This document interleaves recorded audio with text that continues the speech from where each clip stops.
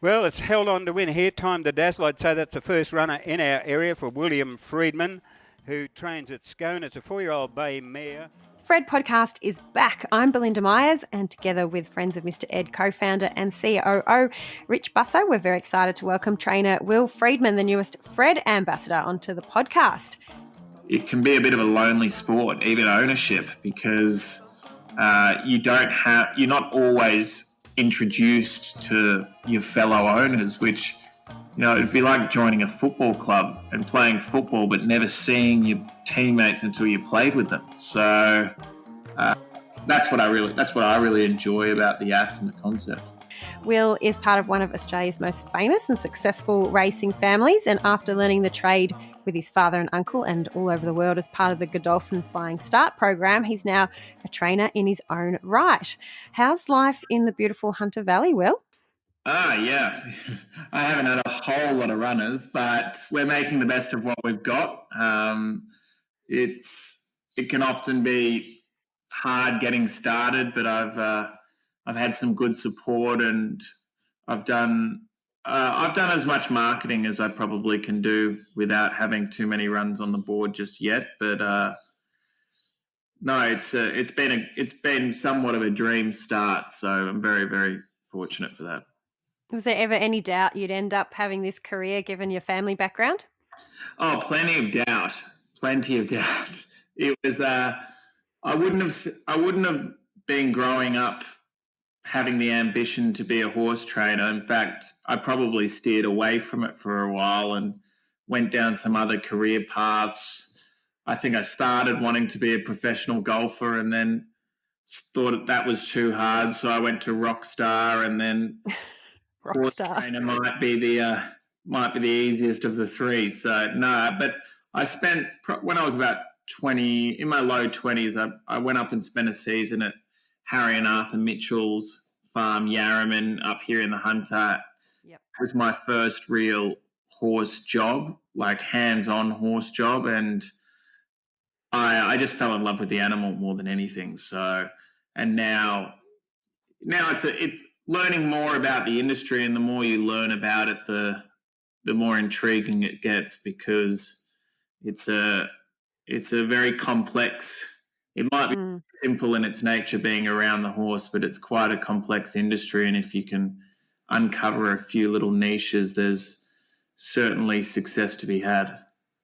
Speaking of niches, you've come on board, as I mentioned in the intro, on board with the Fred app. So Rich Busso's on the line with us as well. Welcome, Rich. What's excited you most about getting Will on board? Hi, Belinda. Hi, Will. I just love the fresh approach that Will's bringing to training and ownership specifically, and really wanting to bring that real-time information to the owners, and moving away from that email type of communication. So that's really aligned to the Fred app. Yeah, email is dead, so I've heard. Email is dead. Yeah. So yeah, thanks for jumping on board. Will, I'm really interested to hear about your experience doing the Godolphin Flying Start program. How does it work, and what did you really get out of it? Yeah, look, it's a 2-year cadetship of sorts. It's a sponsorship by His Highness Sheikh Mohammed, and he sponsors 12 international students to go to all of his farms and all of his locations around the world and learn from the industry elite in his quest to try and educate and garner some leaders in this industry. But I would say, admittedly, Clodagh Kavanagh, who's the coordinator, would admit that over the last probably 5 to 6 years, it's become very much innovation, because Sheikh Mohammed obviously, Sheikh Mohammed obviously has built Dubai from next to nothing. So he's a visionary, and it's trying to develop those visionaries in an industry that can often be regarded as a little bit stagnant in many ways. So we're encouraged to always look outside the box and try and find ways to improve the industry, because that was important to His Highness Sheikh Mohammed. So what I sort of got out of it was if you want to do what everyone else is doing, well, you've got to be very good at it. Or if you want to try and do something a little bit different, you can sort of give yourself a unique selling point, which in an industry that's commonly regarded as having very traditional origins, it opens up the industry to a lot of people that maybe didn't have a family in the horse racing industry. It allowed them to have some optimism that they could forge their own career. Yeah, I was just going to ask, how is that? You talk about innovation. How have you carried that through to your career ever since you've finished with Godolphin? Well, to be honest, I probably didn't think about it as much when I was working for my father and uncle in Sydney, because I was very much dedicated to trying to learn how to train and the aspects of that. But once you sort of get a grasp on how to train, you've got to start looking towards the future and the next generation of owners. I've had many great supporters that I've known for a long time that have supported me, and that was very important. But if you're to thrive in this industry, I think you've got to somehow grab the attention of a new demographic.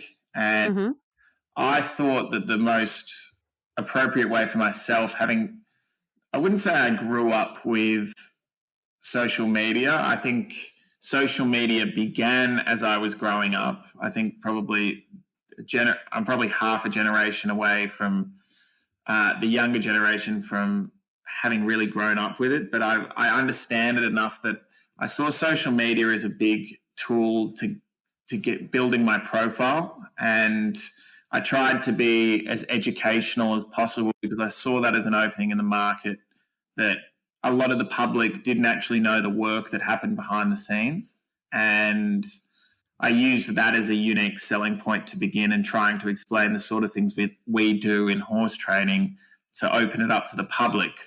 But more to that point, and why the Fred app became such an appealing source for me, was that having grown up to some degree with social media, I've found that instant messaging it's essentially text messaging nowadays. I think traditionally people could send a text message and wait 3 or 4 days for a response, but I'm not sure that cuts it anymore. I think you feel hard done by if you send an important text and have to wait a few days until you get a response. So it's more to that point that I think owners and the public want that instant interaction. They want to ask a question and get an answer straight away. People are looking for bite-sized information, you know. I think people these days, particularly horse owners, they just want to know straight away, what's the message? Yeah, it's an instant interaction, and I've always been big on that. Obviously, some owners like a telephone call, but a lot of the younger generation, they just, as you said well, Belinda, they want that bite-sized information. So all I see the Fred app as a great way to give that information to a very specific group. But it also it actually took a little bit of the pressure off myself as well, because I might have answered a question, or one of the other owners may know the answer to a question, and they can actually communicate amongst themselves. Because I do think owners, particularly now that we're in a syndication model where there's 5% shares, 10% shares, owners can feel a little bit intimidated asking the trainer a question where they may think that the question is silly. It's a little less intimidating asking your fellow owners if they know the answer to such question. And they might find it was always that notion in your classroom where they said, always put your hand up and ask a question, because there's probably 3 other people in the class that want to ask the same question but just aren't going to do it. So it's that's where I see the app really opening the lines of communication amongst owners and trainers, and particularly the owner-to-owner communication, because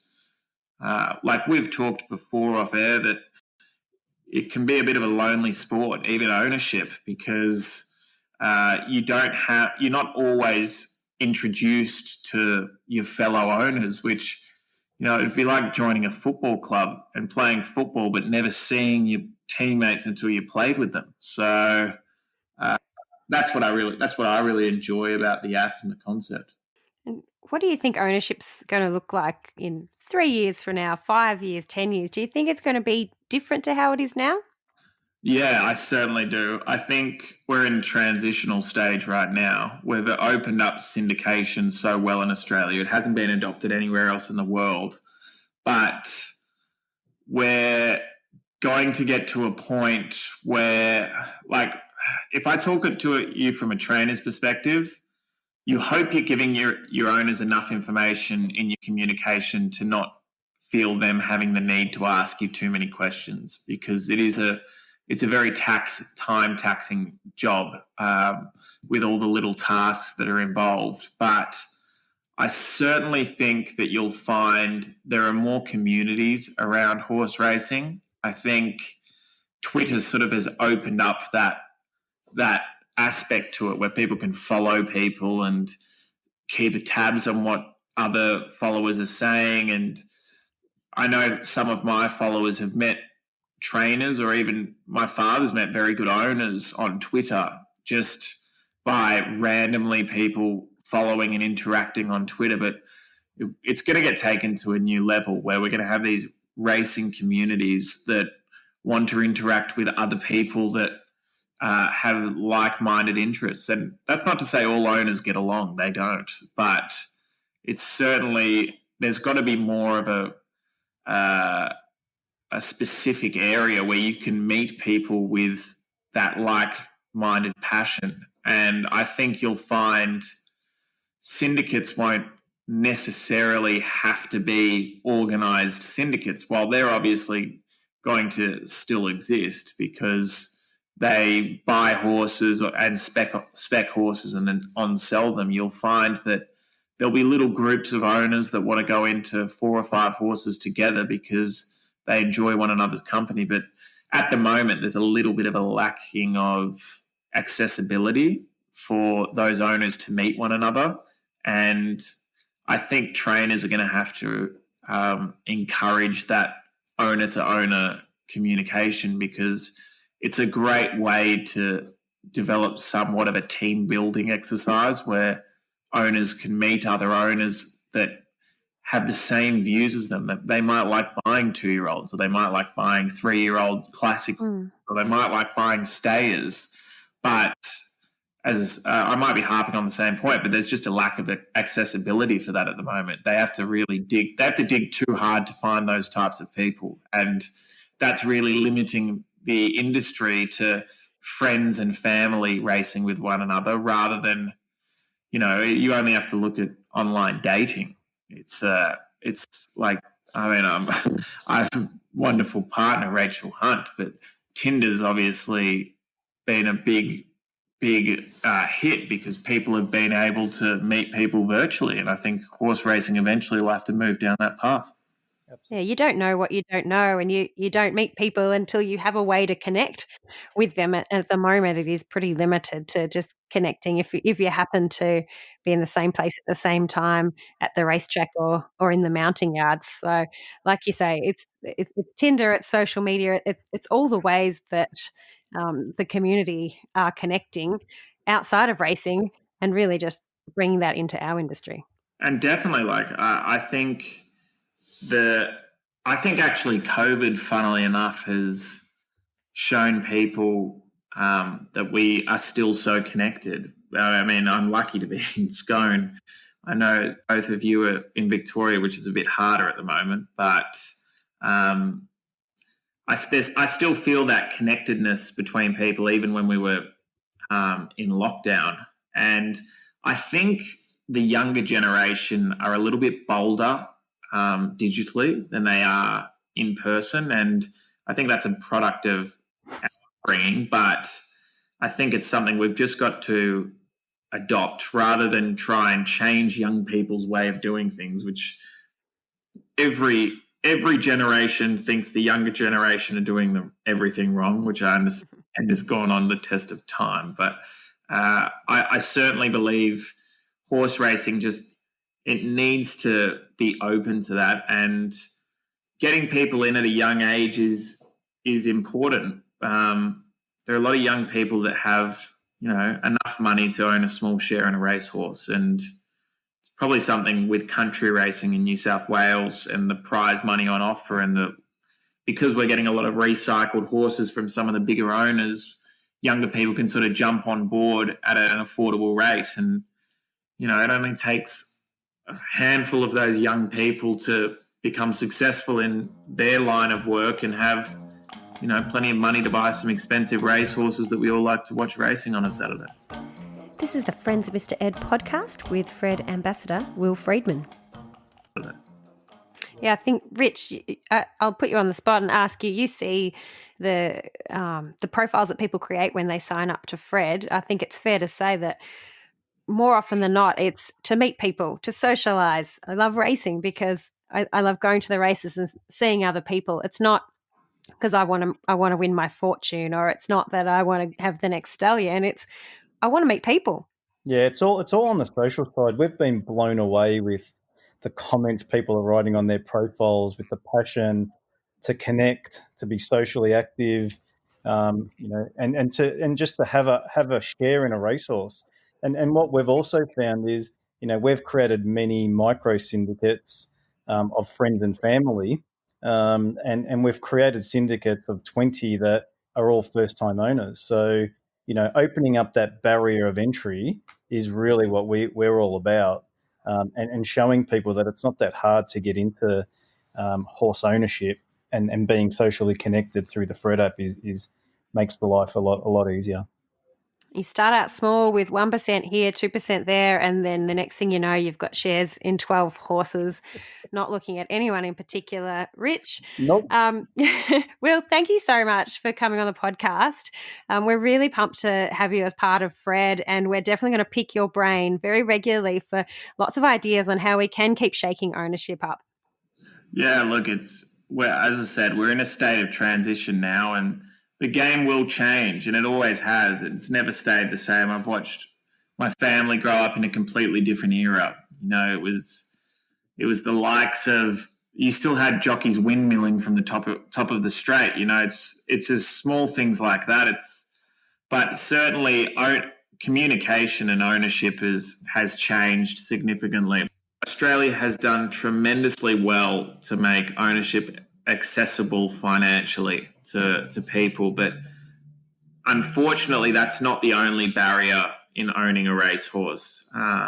You'll find that plenty of people have the finances to own a racehorse, but the whole process is too daunting, and they don't know what they're getting into. So the Fred app, the way that you can invite friends and family within your horse to understand what it's like, there have been some companies that have tried to simulate the horse experience, but the horse experience of going to the mountain yard and seeing your horse win is just one aspect. The actual interaction and feeling a part of something that's bigger than your own world is the main draw card, and feeling like you're waiting for that trainer communication and waiting for them to race. The suspense is part of the fun, and sharing that suspense with more people is the new way forward. So I'm a big fan, and I'll be encouraging as many of my owners to get involved, because the more they enjoy their ownership experience, the more they'll come back. We used to only rely on owners winning their first racehorse to getting them in to go into another one. If we can create an experience that's far more holistic, then the result may not be the determining factor. It may just drive them to want to get that result with another horse. So it's something I think trainers have to embrace, not be afraid of, and it's part of the way moving forward for sure. That'll be music to your ears, Rich. Yes, it is. Yes, I really love your vision, Will. It's exactly what we've been aiming for, and hearing it directly from a trainer's just fantastic. Thank you for being part of the podcast today. Really appreciate your vision and how you really want to change the ownership experience. Lovely to work with you, and thank you for being our ambassador. No, very thrilled to be a part of it. That was trainer Will Freedman with Rich Busso from Friends of Mr. Ed, and I'm Belinda Meyers. Look forward to talking to you on the next episode of the Fred Podcast.